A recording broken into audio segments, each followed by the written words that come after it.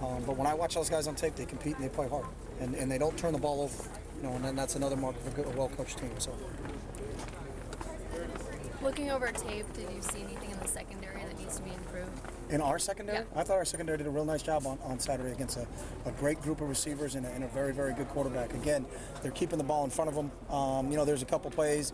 We got beat down here in the corner route. And a kid just out-jumped our corner and made a play for a touchdown. But overall, I was very pleased. And we're one of the top teams in the country in pass efficiency defense right now. So I'm pleased with how our secondary is playing. Any signs of a grind from where we are in the season? No, I mean, these guys are excited. They've got everything that they want to do is in front of them. The great thing about this team is they love playing football. They love practicing football. They love everything to do with it. And that's, they can't wait to get out. We had a great Monday. Those kids are excited. You could tell, talking to our strength coach, Jimmy Radcliffe, they were great in the weight room this morning. So, they're into a rhythm.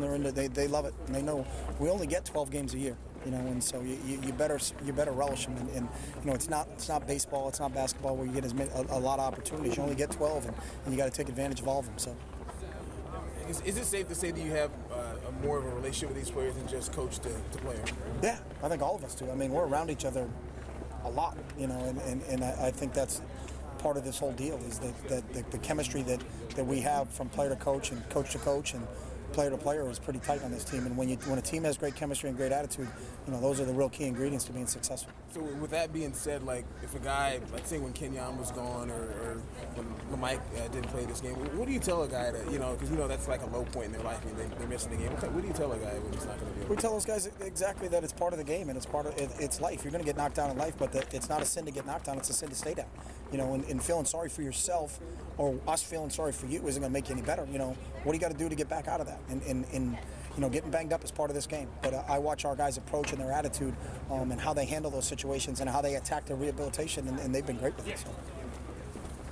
Does Brian's good game give you an advantage with the rest of the schedule that now maybe teams have to prepare for both guys? No, because I think the offense is the same, so it's not like we run things different when Brian's in there. Sometimes when you have two distinctively different quarterbacks, Molly, it's, one guy's definitely a thrower and we're not running this as much, and one guy's more of a runner and we're not doing this as much, and I think that makes it different for a team to defend. But with those two guys, they're very similar, and we've had a chance now, this is our third year together, in fifth year running this offense, is that we're recruiting guys that can fit for what we're doing so that you don't get in that situation when someone gets hurt or goes down that you got to change what you're doing drastically. Our game plan doesn't change with the loss of a back. Our game plan doesn't change right now with the loss of a quarterback, fortunately for us.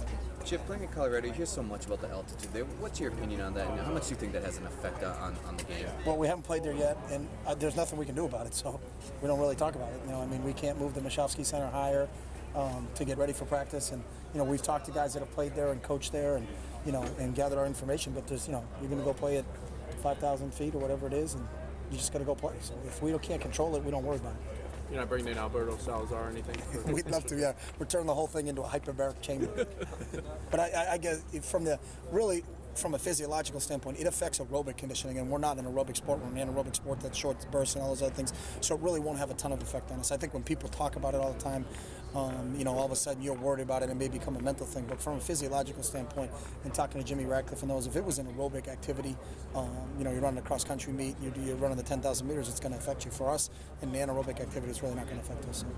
What kind of relief, I guess, would you have? I mean, you've seen Brian in practice, obviously. You said after the game that, if you've seen him, you knew that he could do well. But what kind of relief do you have now that you've actually seen him do it in a game when it really mattered? Relief isn't the word. I'm just really happy for how he performed. But, you don't go in those situations and say, phew, that's what we expected of him. And that's what I would expect if Marcus had to play too, because I've seen those guys in practice. I don't hold my breath with our backup quarterback, just like I don't hold our breath, with what Kenyon did on Saturday, or what DeAnthony does at running back, or what Trey does at running back. So relief isn't a word.